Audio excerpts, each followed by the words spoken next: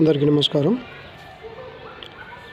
ప్రస్తుతం ఈ మధ్యన పసిపిల్లల్ని ఎత్తుకుపోవడం అనేది మనం ప్రతిరోజు వార్తల్లో చూస్తున్నాం. న్యూస్ పేపర్లో వస్తుంది, తర్వాత టీవీ ఛానల్లో ఇస్తున్నారు. అలాగే అప్పుడప్పుడు ఆడకట్టువారు అమ్మలక్కలు చెప్పిన విషయాలు కూడా వింటున్నాం. ఏది ఏమైనా పిల్లల్ని ఎత్తుకుపోవడం అనేది జరుగుతున్నది అనేది వాస్తవం. కొన్ని సందర్భాల్లో మిస్అండర్స్టాండింగ్ కూడా జరిగినాయి, కొన్ని సంఘటనలు ఉన్నాయి. సరే, అవి మినాయిస్తే పిల్లల్ని ఎత్తుకపోవడం అనేది జరుగుతున్నది. కాబట్టి మన పిల్లల్ని మనము తగు జాగ్రత్తగా ఉంచుకోవడం అది మన ధర్మం. అమ్మలారా, అక్కలారా, చెల్లెళ్ళారా, దయచేసి మీ పిల్లల్ని బయటకు పంపకండి. చాలా మట్టుకు మన ఇళ్ళల్లో ఏం జరుగుతుందంటే, పసిపిల్లలు మన ముందే ఆడుకుంటున్నారని చెప్పేసి ఫోన్ పట్టుకుంటున్నారు. మన ఆడవాళ్ళకు వచ్చిన పెద్ద జబ్బేందంటే, ఫోను రాగానే అది ఎవరిది ఏంటి అనేది ఏమీ ఆలోచించకుండా ఫోన్ మాట్లాడుతున్నారు. అది మంచి పద్ధతి కాదు. ఫోన్ వాడొద్దనడం కాదు, ఫోను వాడే పద్ధతి మంచిది కాదు.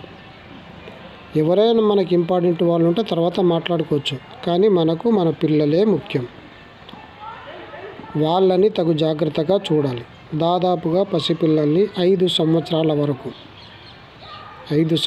వరకు పిల్లల్ని దేవుడిగా కొలవాలని చెప్పేసి మన శాస్త్రం చెప్తుంది. పసిపిల్లలకు చేసే ప్రతి పని శివుడికి అభిషేకం చేసినంతగా ఉంటుందని మన పురాణాలు చెప్తున్నాయి. కాబట్టి 5 సంవత్సరాల వరకు మన పిల్లల్ని తగు జాగ్రత్తగా చూడండి. వాళ్ళు ఏం చేస్తున్నారు, ఎటు పోతున్నారు అనేది గమనించండి.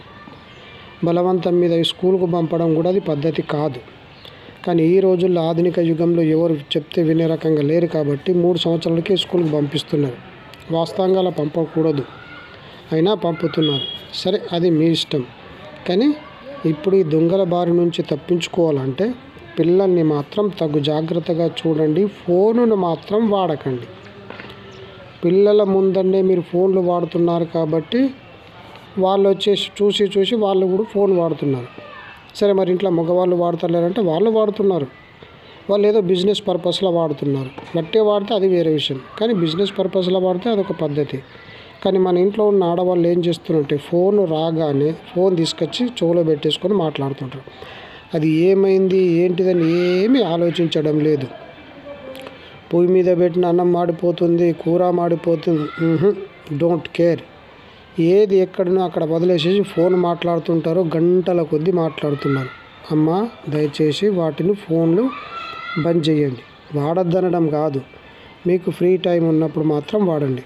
తప్పితే ఫోన్ రాగానే వెంటనే ఎత్తడం మాత్రం మానేయండి. నేను చాలా చూశాను, ఫోన్ రాగానే ఇట్లా పట్టేసుకొని మాట్లాడుతుంటారు, గంటల కొద్దీ మాట్లాడుతుంటారు. మళ్ళీ ఇంటికాడ జరిగే ప్రతి విషయం అత్తగారింటికి పూసగుచ్చినట్లు 24 hours చెప్తుంటారు. ఇక్కడ ఏమి జరిగిన ప్రతి విషయాన్ని పిన్ డ్రాప్ సైలెన్స్ను కూడా అక్కడ తల్లిగారింటికి చేరవేరుస్తున్నారు. అది మంచి పద్ధతి కాదు. దానివల్ల ఏమైపోతుంటే సంసారాలు కూలిపోతున్నాయి, ఇంట్లో అశాంతి జరుగుతుంది. ఇక్కడ ఏం జరిగిందనేది ప్రతి విషయాన్ని తల్లిదండ్రులకు చెప్పడం వల్ల ఇక్కడ మనస్పార్థాలు వచ్చేసి కాపురాలు కూలిపోవడానికి అవకాశాలు ఉన్నాయి. వాళ్ళతోటి మాట్లాడుతుంటే అమ్మ తిన్నారా, నాన్న తిన్నారా, అందరు బాగున్నారా, ఏదో 4 విషయాలు మాట్లాడాలి తప్ప ఏకధాటిగా మాట్లాడుతారంటే గంటల కొద్దీ మాట్లాడతారు. తర్వాత అత్త అడిగిందనుకో, వాళ్ళతో మాట్లాడుతుంటే వట్టిన మాట్లాడుతున్నా అని చెప్తారు. మీ అత్తగారి మా తల్లిగారితో మాట్లాడతలేను అని చెప్తుంటారు. దయచేసి ఫోన్ను మాత్రం తగు జాగ్రత్తగానే వాడండి. ఎక్కువ మట్టుకు వాడకండి. ఎప్పుడు అవసరం ఉన్నదో అప్పుడే వాడండి. కానీ ఈ ఫోన్ వాడడం వల్ల ఏమవుతుందంటే, ఫోన్ ఇలా పట్టుకుంటారు, మన పిల్లలు ఎటో పోతుంటాడు, ఎవడో వచ్చి ఎత్తుకుపోతుంటాడు. కాబట్టి ఫోన్ని మీకు వీలైనంత మట్టుకు తగ్గించి మాట్లాడండి. మీ పిల్లల్ని జాగ్రత్తగా చూడండి. అందరూ క్షేమంగా ఉండాలి. సర్వే జనా సుఖినో భవంతు. స్వస్తి.